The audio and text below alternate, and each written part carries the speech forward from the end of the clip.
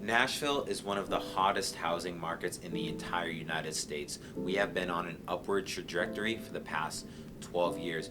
You might be someone that has had your home listed here in Nashville in the past and it didn't sell, and you might be wondering why. Well, here are 5 reasons why your home probably did not sell.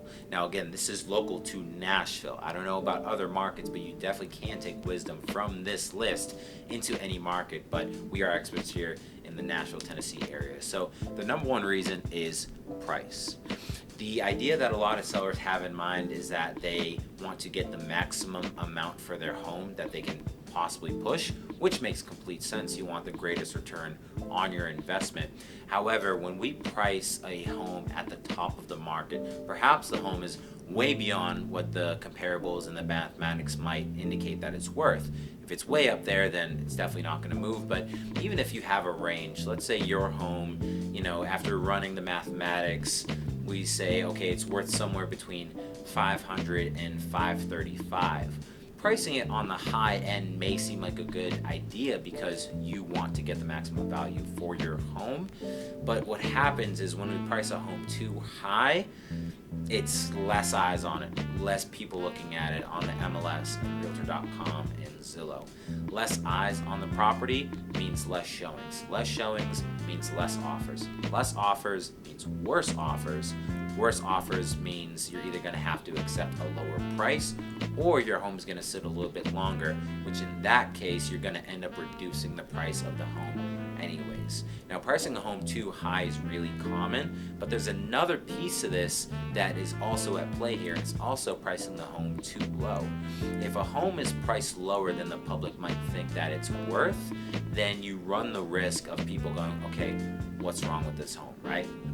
Now, that's not to say, again, in that range that I mentioned before, pricing closer to 500, that's not what I'm talking about.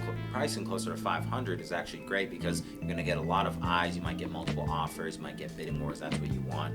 I'm talking about if you were to price it maybe 450, 400, that kind of thing might indicate something's wrong with the property, or you might just be attracting the lowball investor types that are just tossing out offers left and right. So, the second reason why your home may not have sold is that the marketing was just not there. Sometimes we come across listings that it's a beautiful home, the fixtures are nice, it looks like a beautiful place to live. However, the photography is just not up to par. I don't care what anyone says.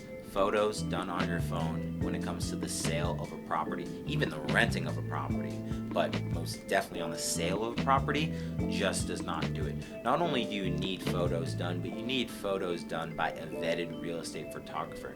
There are certain settings when it comes to the light. There are certain angles, certain camera placements that are very important. There's different things about different rooms that are important to accentuate, and the public just generally does not know these kind of things. It's a real estate photographer that knows these things, but the public does know when it's not right.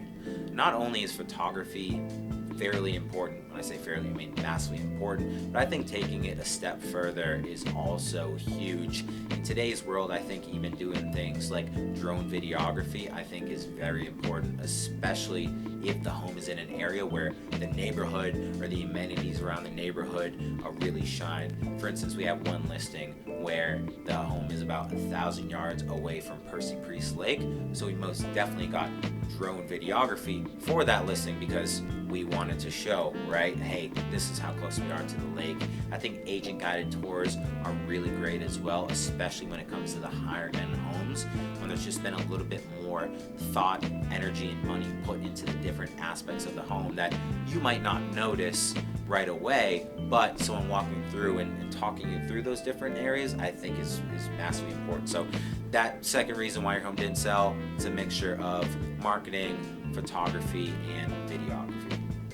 The third reason why your home didn't sell, and this is one that many people maybe don't realize, is that sometimes listing agents lean too heavily on buyer's agents to actually sell the home. Now, buyer's agents are an important and necessary part of the process here in real estate.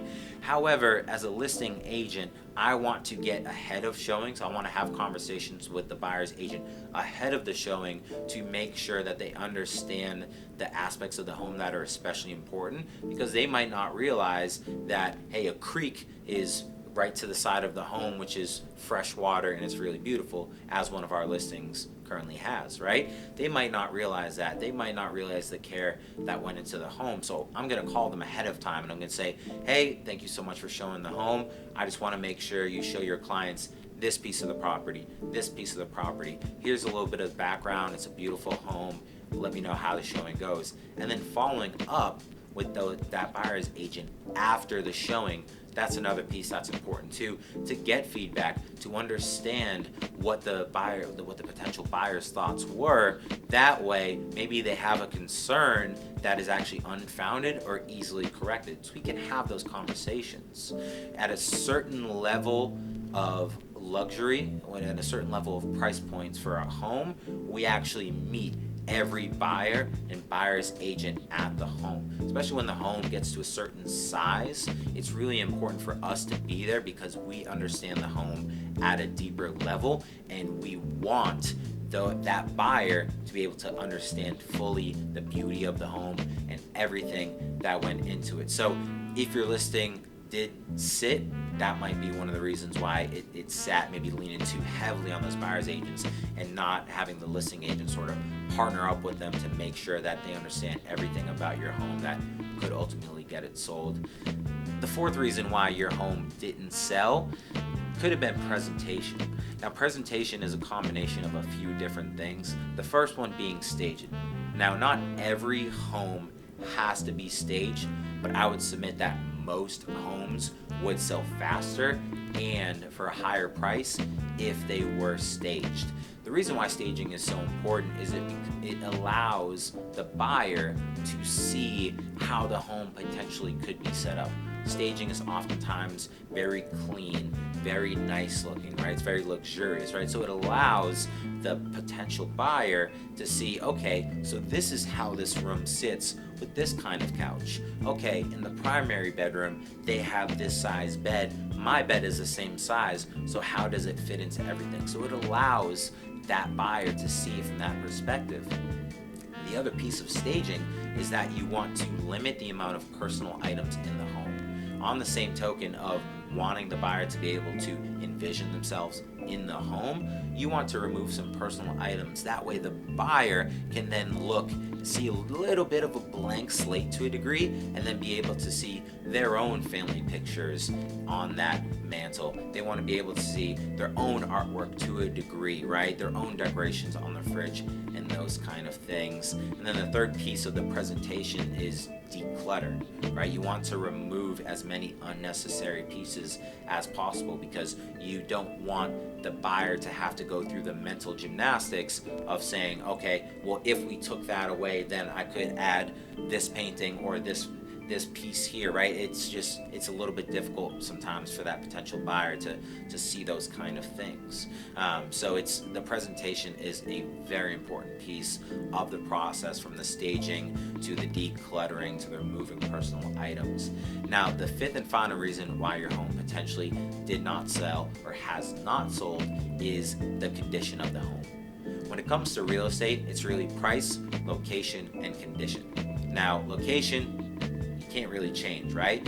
We already talked about price. When it comes to condition, there are many things that you can do in a home that could elevate how it looks, how it presents in photos, in videos, and in showings, and it can just put the home in a more attractive light, and also takes the worry out of the potential buyer's mind of, okay, if I were to move in, I have to do X, Y, and Z. Now, if it's a rehab project, that's a different scenario. But if it's a home where someone's expecting to move into and not having to do much or any work, when you're prepping to sell, what you really want to do is you want to put as much work in as you can comfortably do and comfortably afford in order to present that home in the best light possible.